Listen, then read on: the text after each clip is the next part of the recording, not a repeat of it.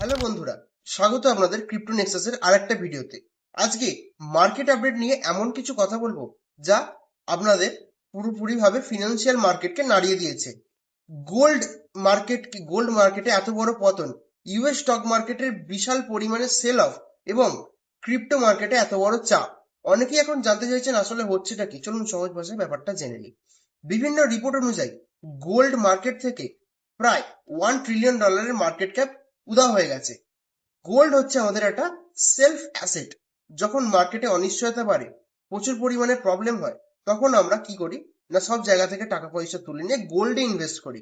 কিন্তু গোল্ড এখন চাপের মধ্যে আছে। তো কথা হচ্ছে, গোল্ড থেকে এখন টাকাটা যাচ্ছে কোথায়?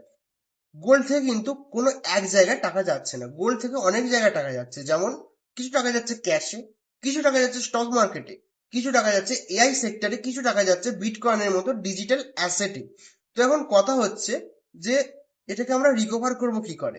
সেটা রিকভার আগামী দিনে আমি বলবো। এখন আসি, ইউএস স্টক মার্কেটের বড় ধাক্কা খেয়েছে। ইউএস স্টক মার্কেট নিয়ে কথা বলি।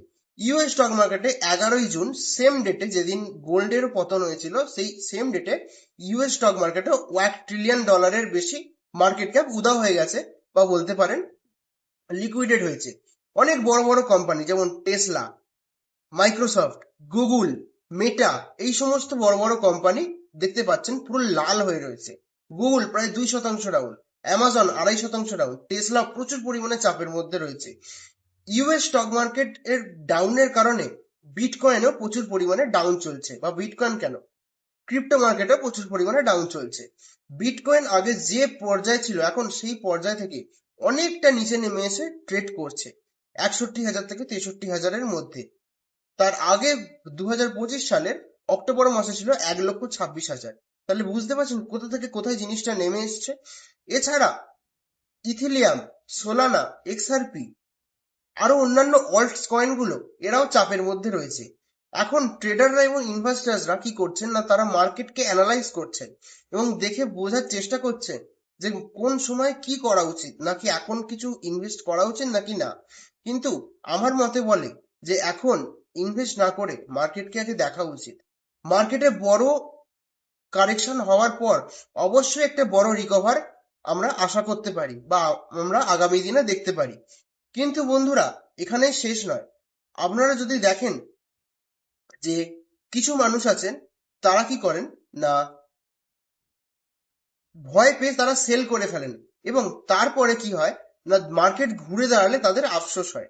তো এই জিনিসটা করবেন না। যারা বুঝদার ট্রেডার বা বুঝদার যারা মার্কেটকে, তারা কি করেন না, মার্কেটকে আগে ভালোভাবে দেখেন, মার্কেট কি বলতে চাইছে, তারপর সেই তারা তাদের ডিসিশন নেন। তো এখন মেন কথা হচ্ছে যেটা, 11ই জুন আমি আপনাদের বললাম যে গোল্ড এবং তার সাথে সাথে ইউএস মার্কেটে প্রায় 1 ট্রিলিয়ন এবং 1 ট্রিলিয়ন, প্রায় $2 ট্রিলিয়ন কাছাকাছি মার্কেট ক্যাপ উধাও হয়েছে বা লিকুইডেট হয়েছে। তো এখন মেন কথা হচ্ছে, এই যে এত বড় বড় যে কোম্পানি গুগল, টেসলা, মেটা, এই সমস্ত কোম্পানি পুরো পরিমাণে শেয়ার লাল হয়ে গেছে। কিন্তু এখন যদি আমরা দেখি, 12ই জুন সকালবেলা, ঠিক আছে, 12ই জুন সকালবেলা ইউএস মার্কেটে $1.15 ট্রিলিয়ন এর ভ্যালু অ্যাড হয়েছে। তো দেখতে পাচ্ছেন একটা বড় পরিমাণে আগের দিনের কারেকশনের পর পরের দিনই একটা বড় রিকভারি আমরা দেখতে পেলাম। তো যে সমস্ত ট্রেডার একদিনের ভিত্তিতে মার্কেটকে দেখে না বা মার্কেটকে একদিনের ভিত্তিতে পরিচর্যা করে না, তারা দেখছে মার্কেটকে যে একদিন আমার মার্কেট ডাউন যাচ্ছে, না আমি মার্কেট থেকে বেরোবো না।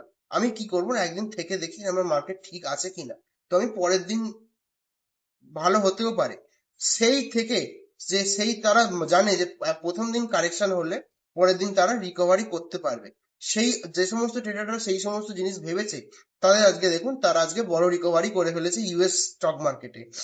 প্রায় $1.15 ট্রিলিয়ন ভ্যালু কারণ অ্যাড করা হয়েছে। গুগল, টেসলা, মেটা, যে সমস্ত শেয়ারগুলি লাল হয়ে গিয়েছিল, সেই সমস্ত শেয়ারগুলি এখন আবার সবুজ হয়ে গেছে, আপনারা স্ক্রিনে দেখতে পাচ্ছেন।